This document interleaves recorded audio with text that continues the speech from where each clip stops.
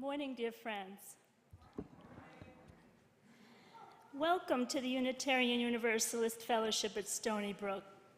My name is Lorraine Stidd, and I'm happy to join with Maria-Cecilia Torres as your worship associate today, along with our service leader, Shelly, Psaris. Our minister is the Reverend Margie Allen, and our incoming interim minister, the Reverend Madeline Campbell, will be joining us as of August 15th.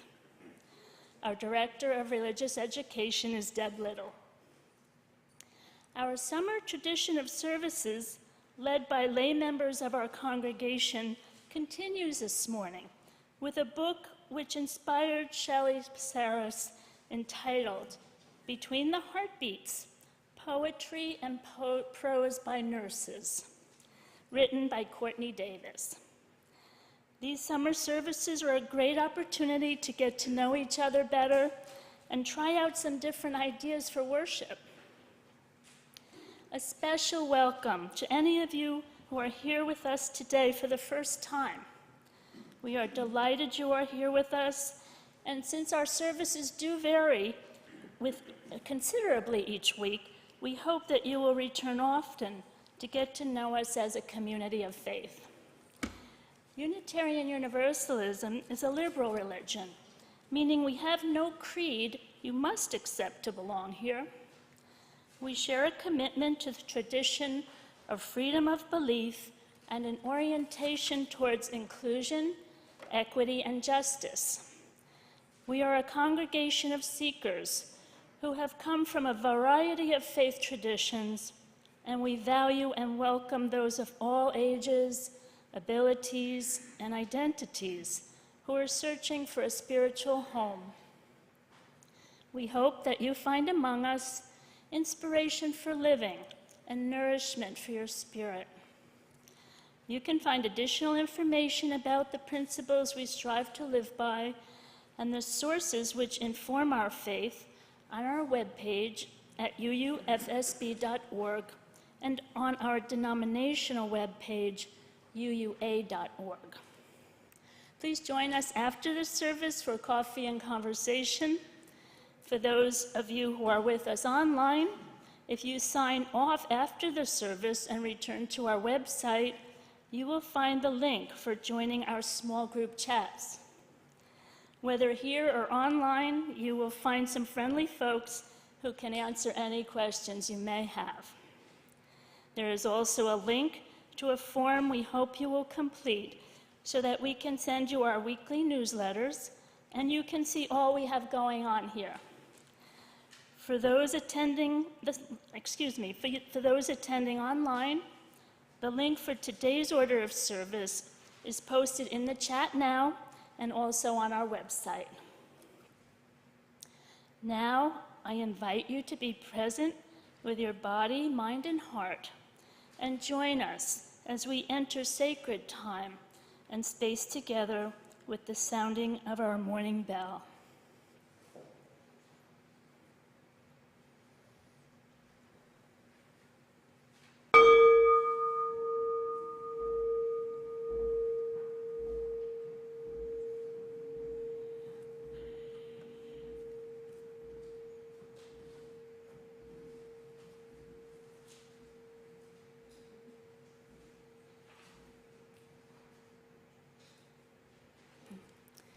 I have asked Karen Posey to light our chalice this morning.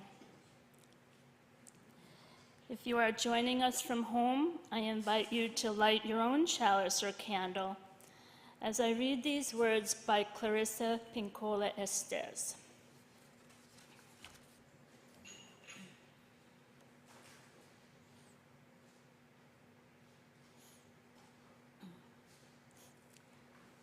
Thank you, Karen. We are needed. That is all we can know. Any small, calm thing that one soul can do to help another soul, to show mercy toward others, is an act of bravery and greatest necessity in our hurting world. The light of the soul throws sparks, can send up flares, builds signal fires. Struggling souls catch light from other souls who are full of light and willing to show it. Now Donna and Julie will perform our beautiful opening music, Cantabile from the Goldfinch Concerto by Antonio Vivaldi. Thank you.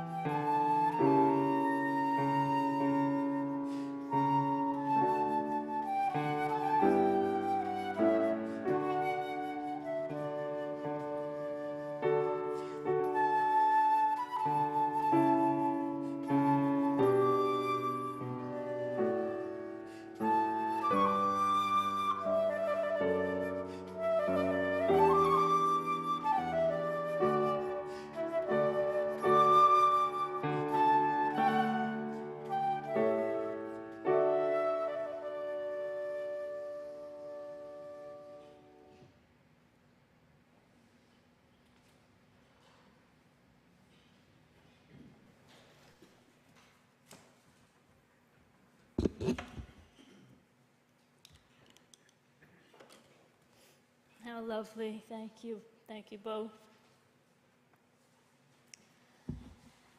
It really is my great pleasure to introduce to you our service leader this morning, Shelly Psaris.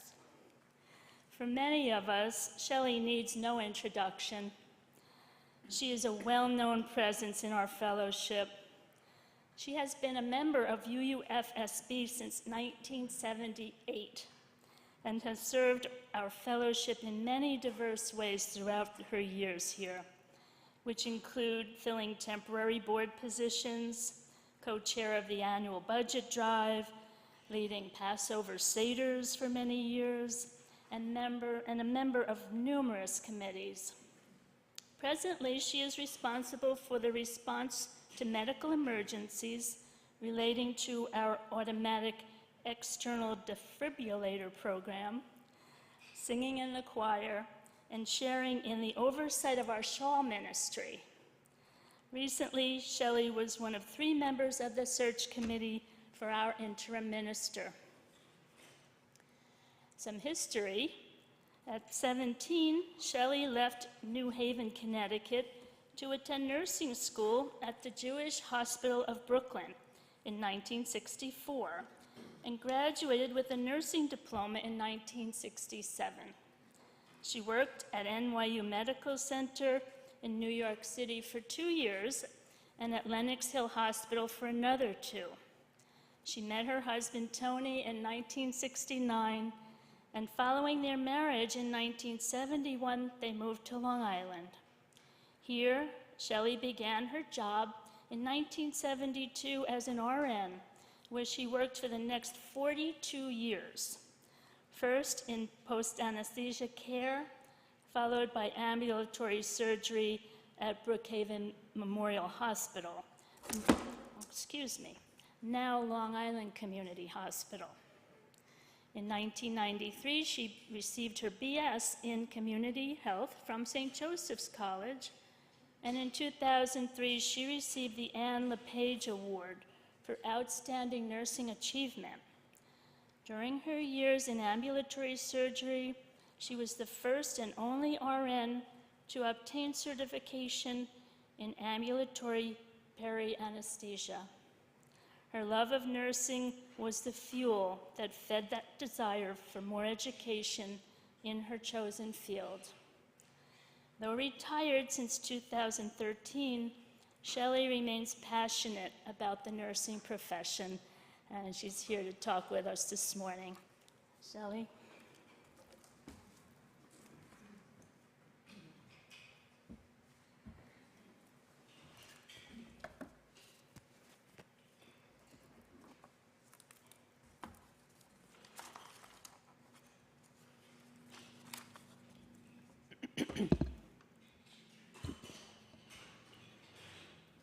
Dear nursing, my first love, it is because of you that I get paid to do my heart's work. It is because of you that I can focus on what's more important than some days than myself. It is because of you that at the end of some days, I feel so completely whole. It is because of you that I can give from the well of my being, but of course leave some for myself. It is because of you that I have learned to suspend judgment and to revere the art of nursing. With love and gratitude, Shelly. Please stand as you are willing and able and join in singing hymn number 38, Morning Has Broken.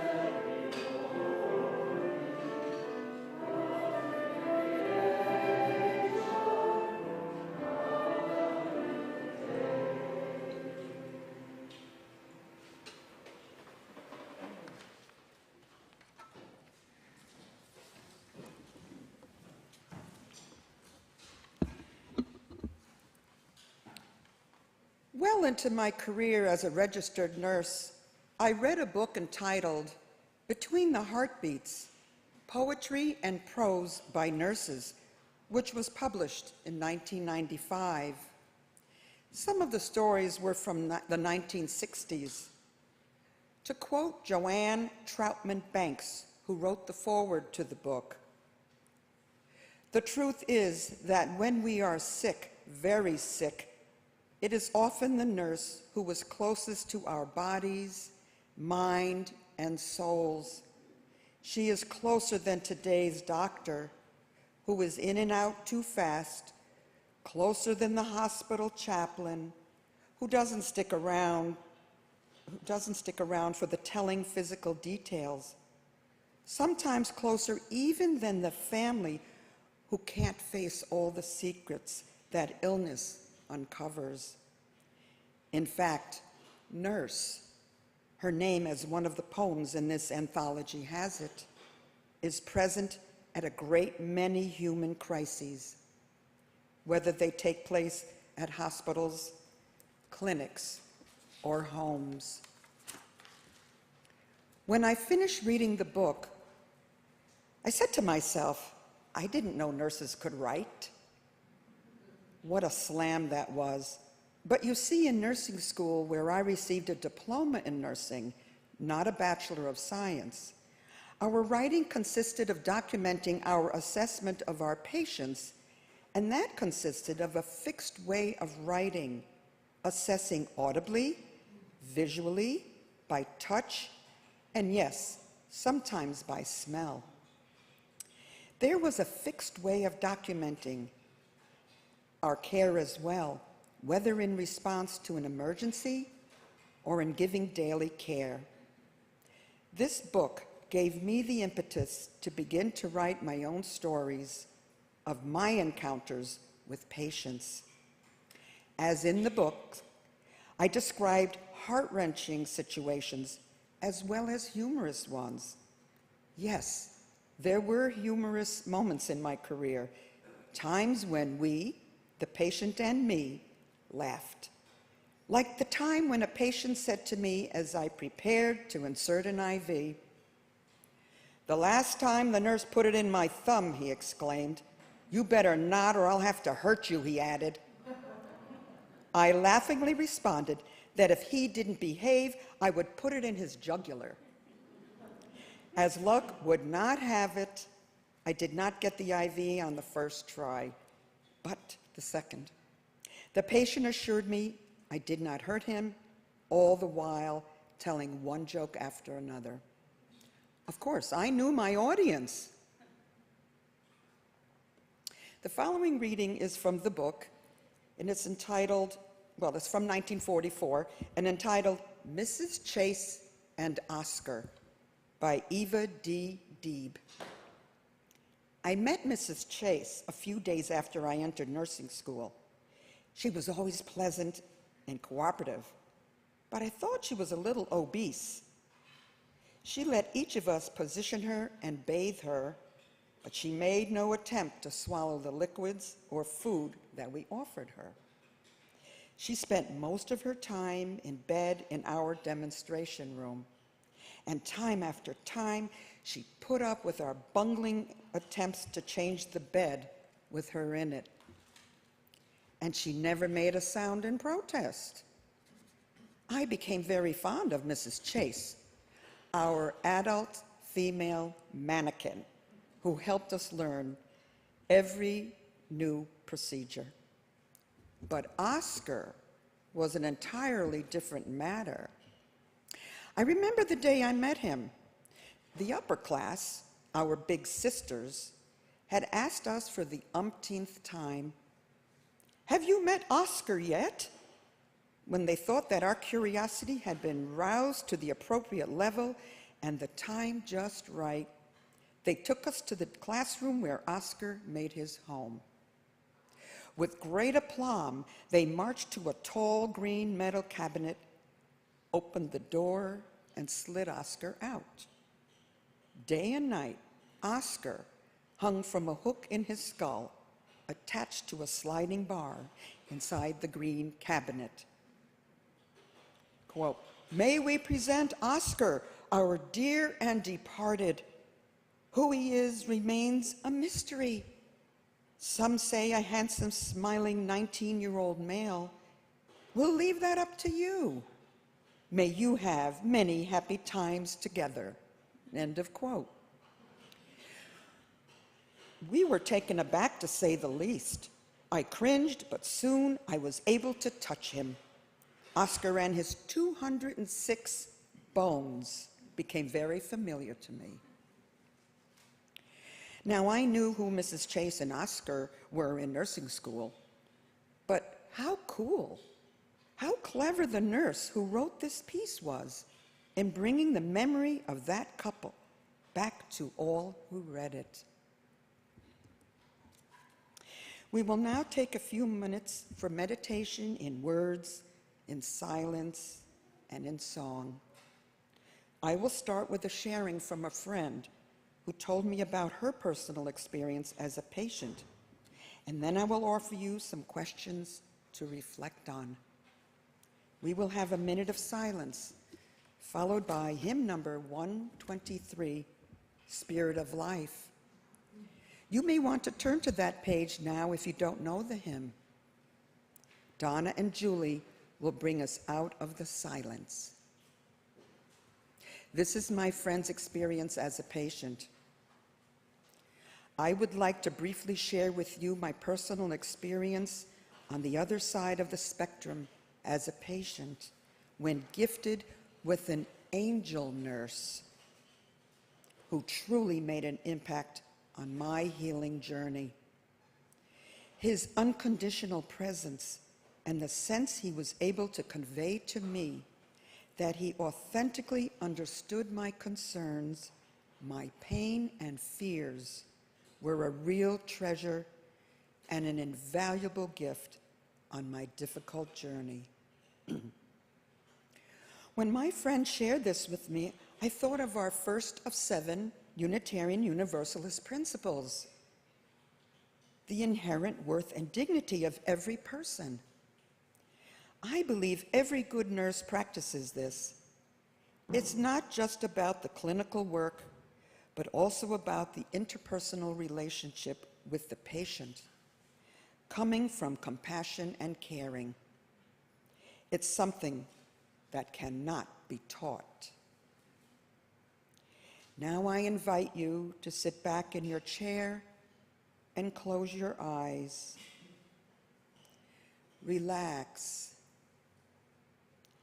Think about the time you were cared for by a nurse. Did he hold your hand or place a hand on your shoulder in a time of sadness or fear? Did she smile even through a trying time? Did he acknowledge your fears or concerns? Did she listen to you with undivided attention? Lastly, did you feel that you were cared for with compassion by an angel nurse?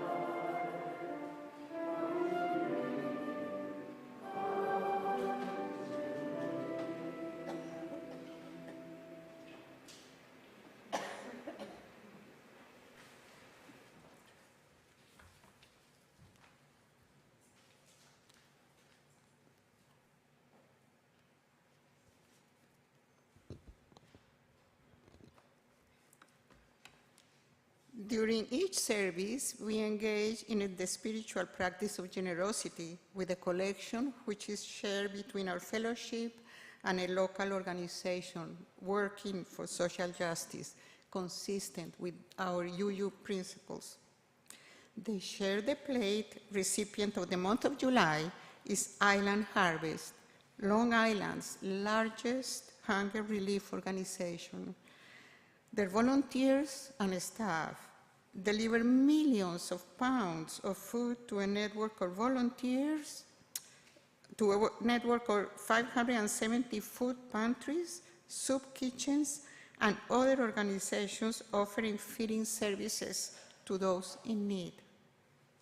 They also sponsor a great summer food serving program for kids in 70 community locations across Long Island, including schools, libraries, and recreation centers. The program offers free lunch during a time of year when lunch programs are not available. Their two newest programs are their Giving Gardens and the Healthy Harvest Farm. As families continue to struggle during this not quite so yet over pandemic, our contributions to this organization can make a real difference. Island Harvest provides high-quality food, advocacy, education, resources, and services to our neighbors in need.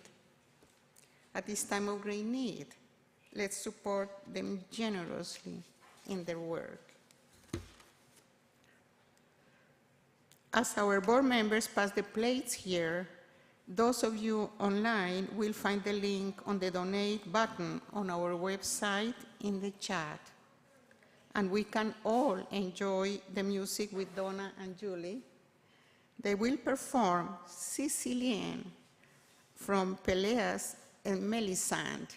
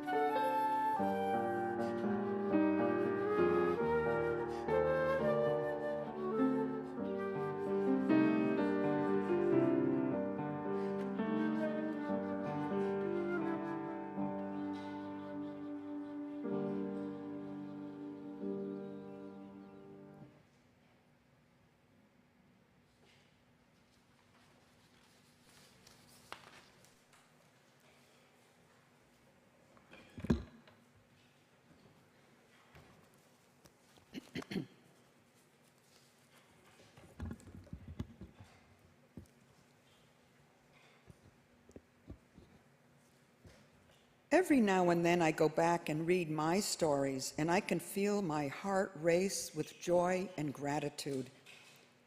I can feel the love for nursing between my own heartbeats. Over the years, a manuscript grew, and several people thought I should get the stories published. But I had no interest in doing that. I didn't have that discipline. Instead, I began to share them with others. On my last day of work in December of 2013, I went to various departments and gave out copies to those staff nurses I felt especially close to over the 42 years I worked at Long Island Community Hospital. They were nurses in ambulatory surgery, the last department I worked in, post-anesthesia care, pre-admission testing, and radiology. Today, I continue to give my stories away to nurses who made an impact on my life or my husband's, to graduating nurses, and to those who are just beginning their studies in nursing. Once, a few student nurses visited the family room at Stony Brook Children's Hospital, where I volunteer for the Ronald McDonald House. I knew I couldn't ask for their contact information, but I so much wanted to share my stories with them.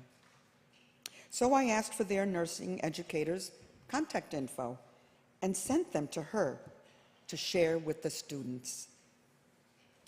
Sharing my stories allows me to rekindle the passion I felt as an RN during my working years.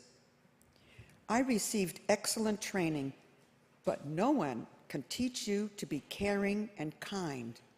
In other words, passionate.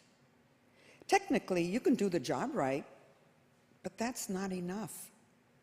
I had seen some colleagues do their jobs technically quite well, but they lacked the passion. A chief nursing officer once said to me, "Shelly, promise me you will never lose your passion." I assured her I never would, and I kept that promise. The following two stories will illustrate my passion for nursing. The first one, entitled Continuity of Care. "Hi," I said. "I remember you from somewhere." Sandra reminded me that I had interviewed her in pre-admission testing and that I told her I would look for her when she came in for her surgery. On her last day of surgery, I admitted her, started her IV, checked her vital signs, and did some preoperative teaching. She was so happy to see me, and I was delighted to be able to care for her. That whole continuity of care process. Hours later, a colleague called me over and pointed to Sandra, who had returned from surgery. I walked over to her, asked how she was doing, and within seconds, she grabbed my hands and pulled me over to her. She hugged me and kissed my face and thanked me for being there for her. I asked myself what the big deal was. After all, I had just done my job, what I was paid to do. However, her hug and kiss took me by surprise and made my day. I realized how the continuity of care had such a positive impact on her experience in the hospital. The next story is entitled, She Was the Opening Act for the Rat Pack.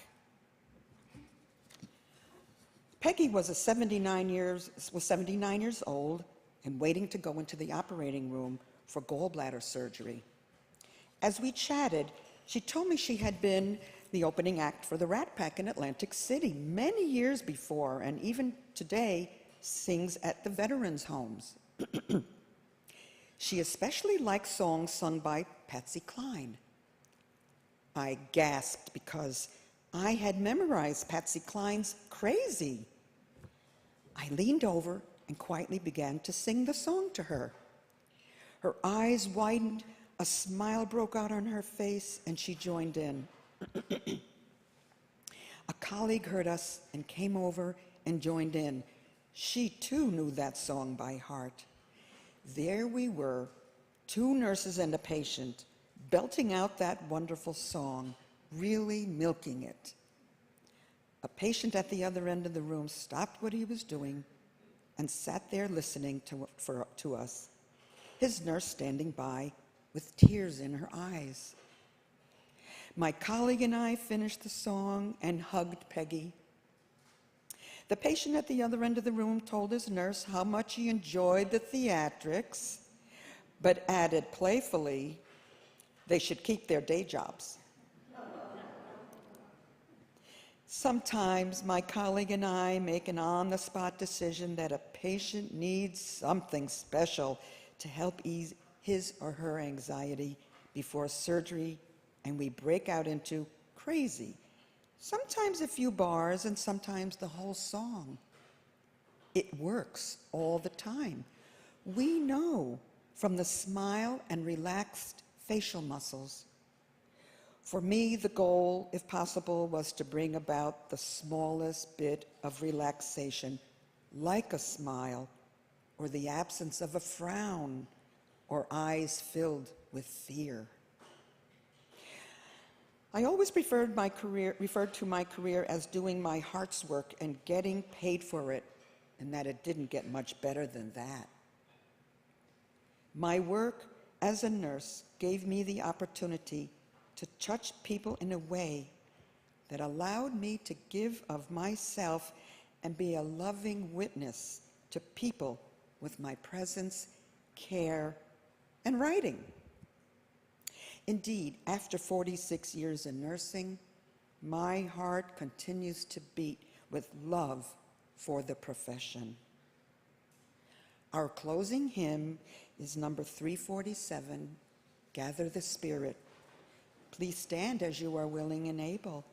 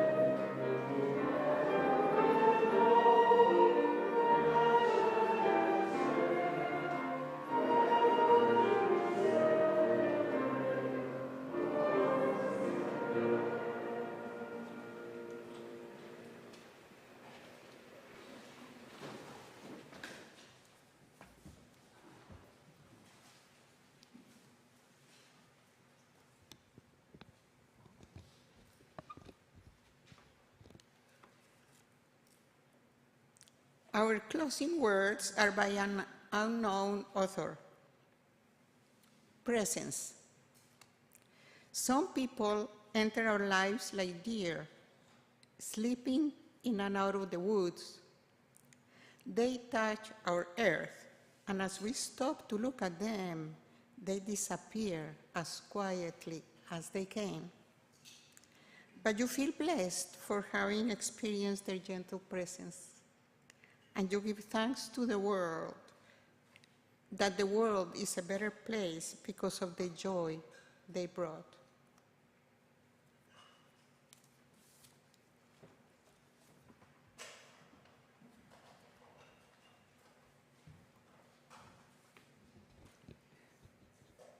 Some of you in this room and in your rooms at home will remember that I sang this to you the day before your surgery. The mask is... Oh. Okay. Crazy, I'm crazy for feeling so lonely. Crazy, crazy for feeling so blue. I knew you'd love me as long as you wanted, and then someday you'd leave me for somebody new. Worry, why do I let myself worry? Wondering what in the world did I do? Oh, crazy for thinking that my love could hold you. I'm crazy for trying and crazy for crying, and I'm crazy for loving you.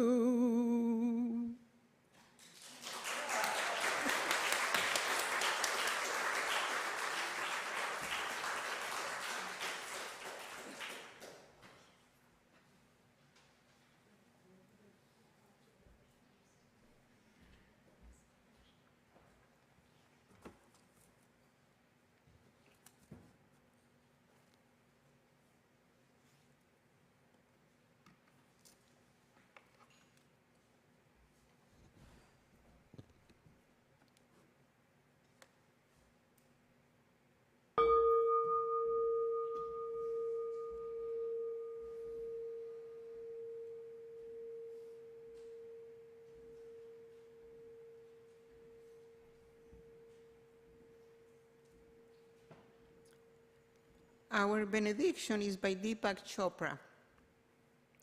We have stopped for a moment to encounter each other, to meet, to love, to share. This is a precious moment, but it is transient. It is a little parenthesis in eternity. If we share with caring, lightheartedness, and love, we will create abundance and joy for each other. And then this moment will have been worthwhile.